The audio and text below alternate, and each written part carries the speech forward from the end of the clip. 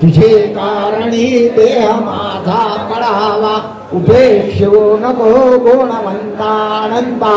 रघुनायका मागणे हे ज्ञाता जय जय रघुवीर समर्थ काळी कारण्य सिंधो भव दुःखहारी तुझ वीण शंभो मज कोण तारी मोरया मोरया निमाळ ताणे तुझीच सेवा करू काय जाणे अन्याय माझे कोट्यान कोटी मोरेश्वरा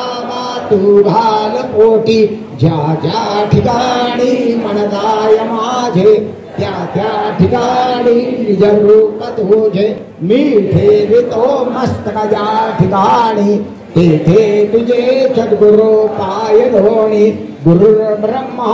गुरुर्विष्णू गुरुर्देव महेश्वरा गुरुर् साक्षात् परब्रह्मा तस्मै श्री गुरवे नमः अनंता तुला ते कसे रे स्तवावे अनंता तुला ते कसे रे नमावे अनंता मुखांता शिरशेष गाथा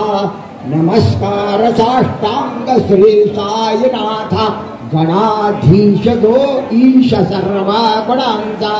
मुळारंभारंभ तो निर्गुणाचा नमो शारदा मूळ चत्वारि वायात नारायणाय विद्महे वासुदेवाय धीमहि तन्नो विष्णु प्रचोदयात् तत्पुरुषाय विद्महे